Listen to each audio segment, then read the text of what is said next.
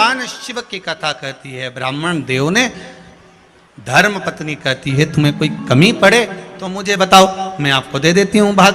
पर ब्राह्मण देव तो ब्राह्मण देव थे, जो लाते थे वो दान पुण्य संकीर्तन में लगा देते थे। एक दिन शाम का समय, प्रदोष का दिन, प्रदोष का दिन, प्रदोष काल, शाम का समय, भगवान देव अधिदेव महादेव मां जगतजननी पार्वती जी के साथ में भ्रमण पर निकले। देखिए, अगर प्रदोष का व्रत नहीं कर सकते, प्रदोष के दिन आप व्रत नहीं कर सकते, मान लो आपसे भूखा नहीं रहा जाए, प्रदोष का व्रत नहीं कर सकते, प्रदोष के दिन आप भूखे नहीं रह सकते, मंदिर भी नहीं जा सकते, दिया भी नहीं लगा सकते, तो शिव महापुराण की कथा कहती है कि प्रदोष के दिन, प्रदोष काल में अपने ही दरवाजे के पास में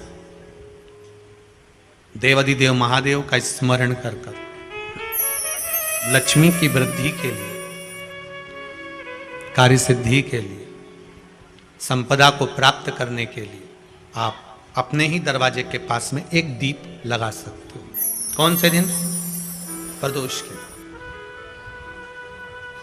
एक बात और अच्छे से समझ लीजिए, जो बच्चे चिड़चिड़े होते हैं, चाहे घर में बेटे हों, बहुएं हों, सास हो, ससुर हो, परिवार में छोटे छोटे बच्चे हों, चिड़चिड़ प्रवृत्ति करते हों या चिड़चिड़ा स्वभाव हो, जरा जरा सी बात में क्रोध आ जाता हो, बोलने का भान नहीं रह पाता हो, शब्दों के बाण चलते हों, तो महाराज प्रदोष के दिन, प्रदोष काल में बेलपत्री के पेड़ के नीचे एक, जो पत्ता आपके पास में हो, पान का मिल जाए तो पान का, पीपल का मिल जाए तो पीपल का, बेलपत्र का मिल जाए तो बेलपत्र का, उस पत्ते पर मात्र थोड़ा सा शहद और 7 दाने चावल के रखकर घी का दिया लगा दो महाराज, और थोड़ा सा जल हाथ की अंजलि में लेकर भगवान देवाधिदेव महादेव का स्मरण कर कर कि इस बेलपत्री के वृक्ष के नीचे माता लक्ष्मी, पार्वती, सरस्वती विराजमान है, इसी बेलपत्री के पेड़ के नीचे मेरे देवाधिदेव महादेव का 12 ज्योतिर्लिंग का स्वरूप प्रकट है, उनका स्मरण कर कर जल चढ़ा दीजिए। और उसका स्मरण कर लो जो चिड़चिड़ प्रवृत्ति करता हो, क्रोध करता हो, जिसको बोलने का भान नहीं होता हो, सम्मान नहीं देता हो, अपशब्द कहते हो, उनका स्मरण कर कर आप छोड़ेंगे। एकदम एक प्रदोष करेंगे, दूसरे प्रदोष तक तो आपको कोई दिक्कत ही नहीं। 2-3 प्रदोष कर कर देखिए, बाबा कृपा करें।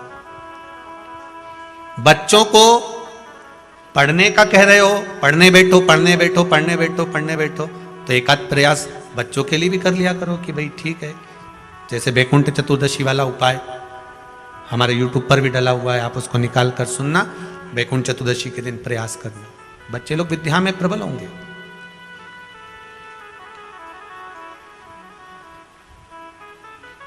शिव उपासना का जो फल है वह 1000 गुना।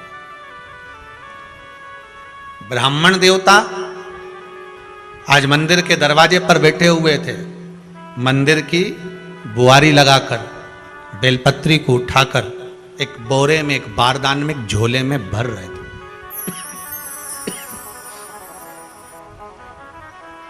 एक बारदान में, एक बोरे में, एक झोले में भर रहे हैं। पहले भी कथा में आज फिर कहते हैं, शिव मंदिर में जल बाद में चढ़ाना, शंकर के मंदिर में जाकर पंचामृत स्नान बाद में कराना, शंकर जी के मंदिर में जाकर पूजन बाद में करना, पहले थाली एक और रखकर शिव मंदिर में झाड़ू, पोछा या जो बेलपत्री, निर्माल्य जो भी रखा हो, उतरा हुआ सामान, उसको भरकर कहीं एक और जहां मंदिर वाले रखते हो वहां ले जाकर रख दो, झाड़ू पोछा एक बार जरूर। इस ब्राह्मण के चरित्र को सुनिए जो शिव महापुराण में वर्णन किया गया। कार्तिक महत्तम की कथा कर रही है। कार्तिक मास में पड़ने वाले प्रदोष के दिन महाराज वो ब्राह्मण बेलपत्री को उठा उठा कर बारदान में भर रहा था।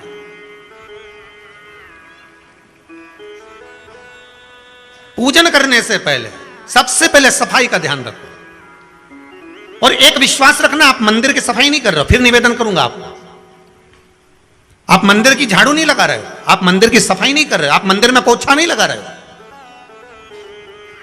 जितना हाथ आप मंदिर में फेर रहे हो सफाई के लिए, उतना आपके जीवन में जितना दुख है, जितनी तकलीफ है, जितना कष्ट है, जितनी बीमारी है, उस पर हाथ फेर रहे हो, मंदिर में नहीं फेर रहे हो। नहीं तो सारी दुनिया में जितने मंदिर हैं, सारे मंदिरों में ट्रस्टियों ने कुछ ना कुछ लगा कर रखा है। स्वीपर आता है, साफ करके जाता है, ये आएगा सफाई कर जाएगा, पंडित जी होंगे तो बुआरी लगा देंगे, पंडित जी होंगे तो सफाई कर देंगे। उन्होंने तो पंडित जी को बोल के रखा है कि साफ कर दो, पंडित जी करते भी हैं, पर पहला फर्ज आपका है कि आप मंदिर में आए हो तो पहले आप सफाई करो। क्यों? क्योंकि हम उसका द्वार साफ रखें। आज के समय में तो एक नियम हो गया साहब कि मंदिर में जाते हो तो मंदिर के दरवाजे पर चप्पल उतार के जाते हो, नहीं तो शास्त्र रीति तो यह कहती है कि मंदिर में भगवान सामने बैठा है तो उसके सामने चप्पल भी नहीं उतारना चाहिए। तो कई लोग कहते हैं मंदिर के अंदर थोड़ी ना उतारा, हम तो जीने से भी बाहर, एकदम गेट के बाहर वहां उतार, पर सामने तो है ना, सम्मुख में तो है।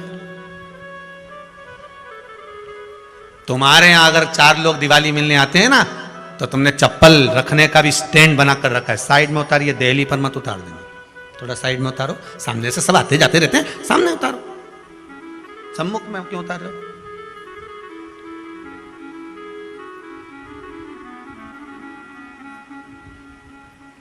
थोड़ा द्वार पे से दूर उतारिए।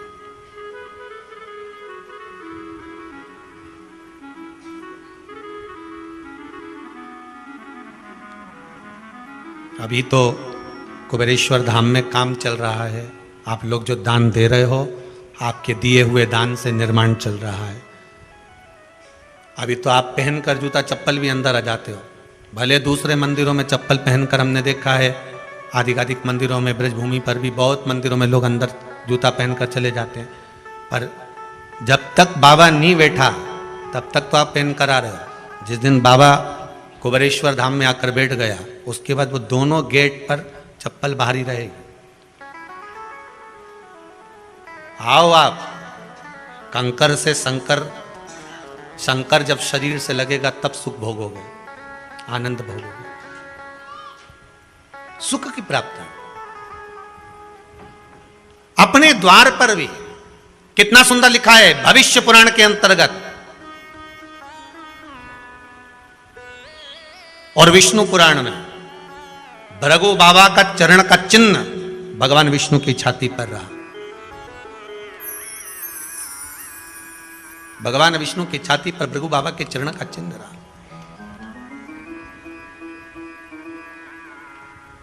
चरण का चिन्ह। अब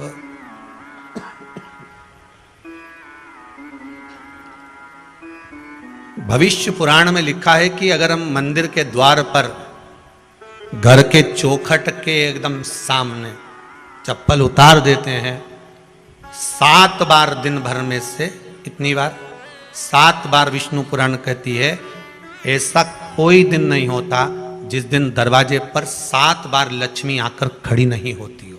कल एक कथा कही थी आपको कि प्रत्येक मनुष्य के भाग्य में सुख लिखा है, केवल मंथन करना। भविष्य पुराण कहती है 7 बार लक्ष्मी प्रत्येक मनुष्य के दरवाजे पर जाकर खड़ी होती है, पर द्वार पर चप्पल पड़ी होने के कारणवश वो लौट कर चली जाती है। बहुत ध्यान दीजिएगा महाराज, थोड़ा सा आपको बुरा लगेगा, लग जाए, पर शिव पुराण है, जीवन संवार देगी तो अच्छी बात है, जीवन संवार दे तो अच्छी बात है। मंदिर के द्वार पर हम जब चप्पल छोड़ते हैं, जिस मंदिर की चौखट पर चप्पल छोड़ी है, आप जितनी देर आराधना में लगे रहते हैं, उतनी देर तक आपकी चप्पल पर जितने लोग लांग कर जाते हैं, जितने लोग लांग कर प्रवेश करते हैं, उसका भी दुख आपके भाग्य में आता चले जाता है। ध्यान दीजिएगा जरा, चप्पल का भविष्य पुराण में पढ़िएगा कभी कि पादुका का महत्व क्या है, पादुका किस ओर उतारना चाहिए, पादुका को कहाँ रखना चाहिए, किस जगह पर बुआरी झाड़ू को रखना चाहिए, किस जगह पर चलनी को रखना चाहिए, सुई उस सुई को जिस हाल में सब बैठते हैं उस हाल में क्यों रखा जाता है, सुई तो इतनी सी है, पर जिस हाल में सब बैठते हैं उस हाल में ना तो झाड़ू रखते हैं, उस हाल में ना चलनी रखते हैं। भैया क्यों नहीं रखते? कारण क्या है कि जिस हाल में सब बैठकर बात करें, आवक जावक की बात हो, व्यापार की बात हो, लक्ष्मी की बात हो, प्रेम स्नेह की बात हो, आपस में बैठकर सब चर्चा कर रहे हो, अगर वहां छलनी होगी, झाड़ू होगी, तो बैठे बैठे बात करने में विवाद चालू हो जाएगा। 15-20 मिनट तुमने बहुत प्रेम की बात करी, अच्छे से बात करी, पति पत्नी बहुत प्रेम की बात कर रहे थे, मालूम पड़े बात करते करते से कब झगड़ा उत्पन्न हो जाए तो समझ में नहीं आया। हमारी बहू को क्या हो जाता है, बैठे बैठे बात करते करते झगड़ा कर देती है, जरा सी बात में झगड़ा चालू हो जाता है। कारण क्या है? जिस हाल में तुम बैठ रहे हो, जिस कमरे में तुम बैठ रहे हो, जिस हाल के अंदर सब बैठकर चर्चा करते, बात करते, चित्त करते, आपस में बैठकर सब लोग एक दूसरे के बातचीत करने बैठे हैं, आय व्यय देखने बैठे हैं, दुकान व्यापार की बात करने बैठे हैं, उस जगह पर भी झगड़े का क्रम कहां से आ गया? एक ना एक का मुंह क्यों फूल गया? कारण क्या था? कोई बात टेंशन क्यों आ रहा है? मतलब उस हाल में या तो चलनी रखी है या झाड़ू रखी है, भले तुमने सोफे के नीचे फंसा दियो, भले तुमने पीछे फंसा दियो, पर पड़ी जरूर है, रखी जरूर है, कहीं ना कहीं पड़ी होगी। क्यों कहते हैं कि जिस हाल में आप बैठ रहे हो, जहां पर आप संपदा की बात कर रहे हो, दौलत की बात कर रहे हो, व्यापार की बात कर रहे हो, व्यवसाय की बात कर रहे हो, उस हाल में अगर कहीं कैलेंडर टंगा हो, कोई सामान ऐसा रखा हो, कोई पर्दा ऐसा लगा हो, कोई चीज ऐसी लगी हो, तो उसमें एक सुई उसमें रख दीजिए। क्यों कहते हैं? हमारे यहां दूल्हा भी जाता है ना, तो उसका जो साफा बनता है या जूता उसको पहनाते हैं, उस तक में पिन टच करके भेज देते हैं।